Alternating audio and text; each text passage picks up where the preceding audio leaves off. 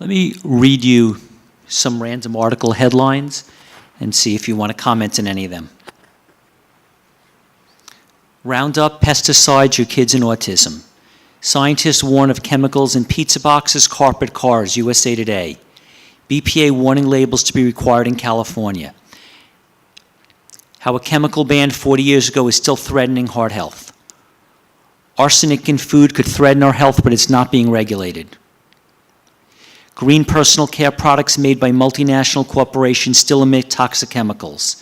Women put an average of 168 chemicals on bodies each day.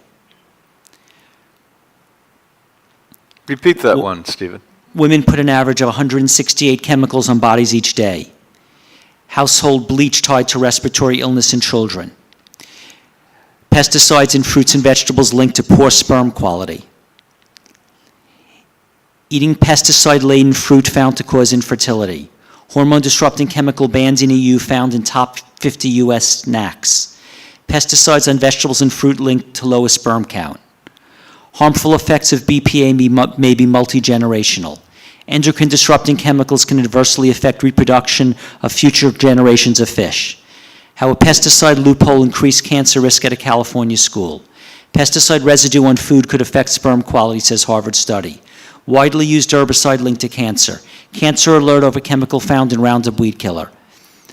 Is your soap doing damage? Sodium lauryl sulfate irritates skin and damages pores. Xenoestrogens in makeup and consumer products put women at risk of breast cancer, miscarriage, diabetes. 6 toxins that destroy your thyroid. WHO, World Health Organization, world's top pesticide probably causes cancer. How phthalates affect your sex life and how to avoid them. Estrogen and breast cancer, the truth exposed. Pesticide formulations up to 1,000 times more toxic than active ingredients tested for safety. Soap ingredient linked to liver toxicity and cancer. Toxic fragrances and scents are destroying people's health, how one boy nearly died from. I can go on, there's hundreds of them. So, any you want to comment on just the general, they're all over the place, they're on every topic, they're in everything. Is there, you want to? This is a very cheery subject, isn't it? Well, that is a very depressing list, and it does get longer.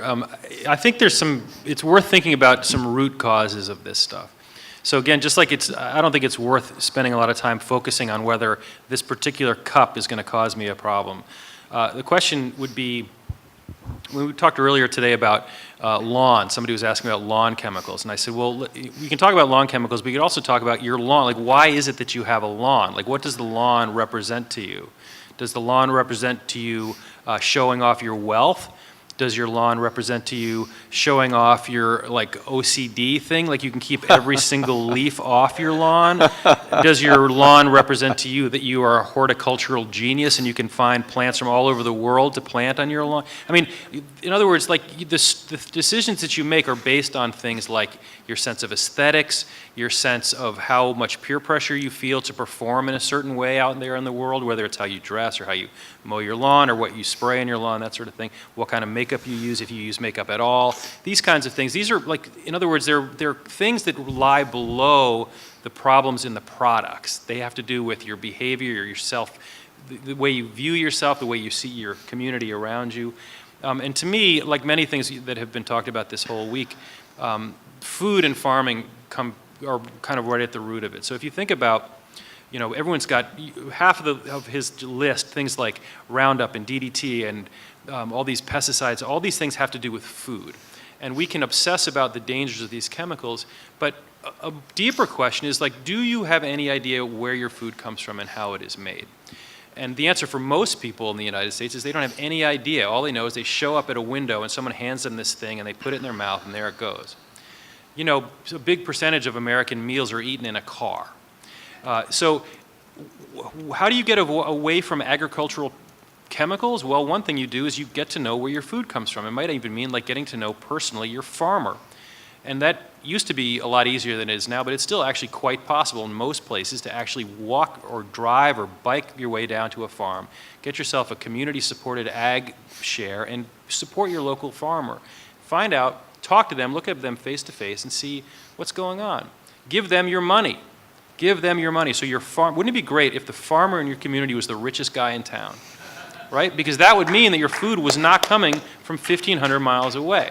And it would mean you could go out there on a Saturday afternoon and watch and make sure they're not spraying anything. Because right now you can't do that. You can't make sure anybody's not spraying anything because you can't see them. In other words, like these abstractions that we've built into their system have allowed themselves to be filled with a lot of things that we don't like. But we don't know what to do about it because we're so abstracted. So the more kind of concrete relationships you can have with things that are actually going into your life, especially something like food, it's actually easier to do than you think and more fun. It's actually more fun to eat something that was grown by that guy, or of course to grow it yourself, than it is to get something that's shrink wrapped and trucked 1,500 miles to your plate. So I'm just suggesting structural things. This is like, you know, look at your own head, look at your own community, try to figure out ways to break down those gaps between you and these essential parts of your life. And then you won't obsess about the plastic because there won't be any plastic, right? That's what I would say.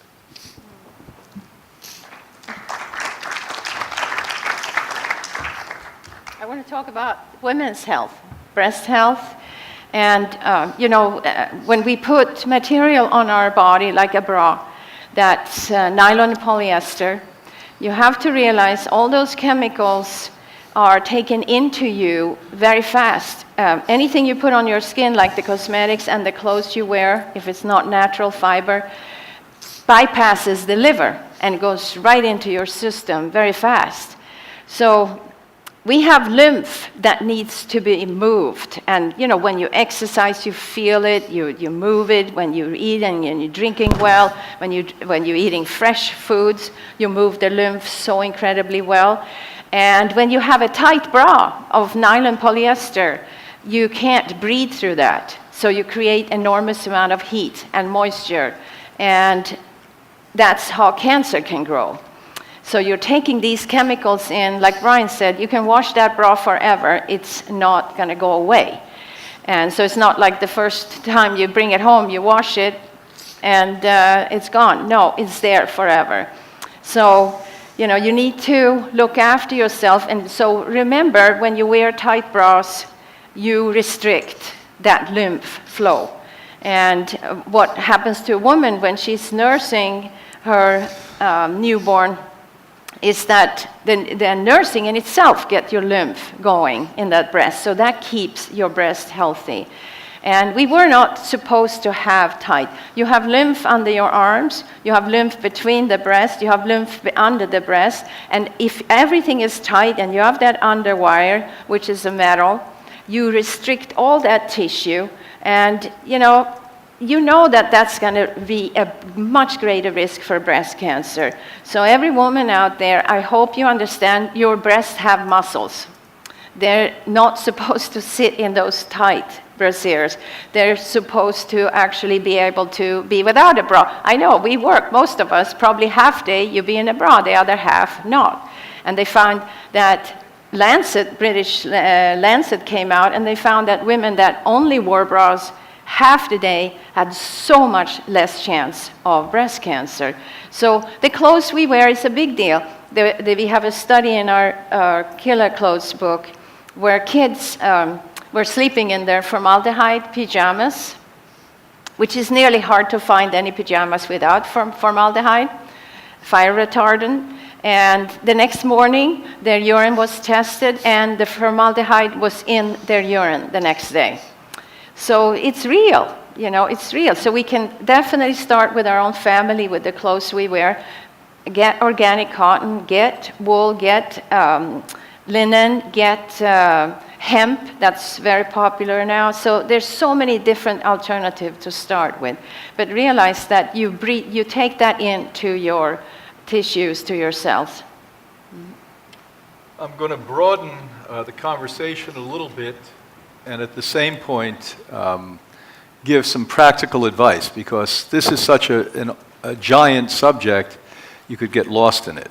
So I think what we're all attempting to do is give you the most important guidance on what to effectively curve immediately that you have control over.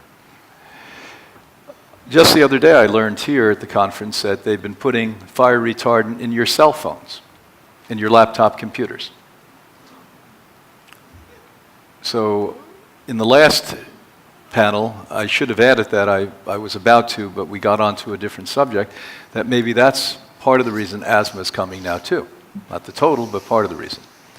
And so when you turn those laptop computers on and they get hotter, your cell phone that you have stuck next to your head all day long, and it's outgassing, you're also getting electromagnetic field pollution. We haven't even discussed. That's a whole subject we should, speak about for 5 days on its own. Routers in your house, we see new diseases and problems occurring at a very high level that didn't exist before the electronic age came in. Both Yale University here in this country as well as Exeter University in England, I spoke in Exeter last year around this time, show that when men put cell phones into their pocket, within a matter of 30 seconds, 40% of their sperm count goes down. Now, I'll repeat this so you get what I just said to you. 30 seconds, not 30 minutes, not 3 hours, 30 seconds. 40% of the sperm count is gone. So no wonder 1/3 of our young married couples around the world now are having a hard time having babies. We're working with these people. And then we have in vitro fertilization that what do? We put more chemicals and hormones into their body, and many of these poor kids don't have babies, but they get sick from it. And so this is a giant issue. I think education and knowledge, we're all so busy. Many of you are working 60, 70 hours a week. You're trying to feed your family, trying to squeeze out a little bit of free time and socialize. And you say, well, when am I going to learn this? But there's no more important issue today than to be knowledgeable, because the other side has educated you and corrupted you and brainwashed you. Even the health food industry, in part. You had a gentleman who's sponsoring this. I'm proud that he's sponsoring this panel. Most health foods are in plastics that put out chemicals. So what we spoke about earlier, it's better to go to the farmer's market without the package. Go to the bulk bin and use not recycled, but use bags that you can bring back and back again over the years so that you're not part of the problem, adding the plastic all over the world. Other things that you can do is make sure that every drop of water that comes into your house and into your mouth is at least filtered for the showering.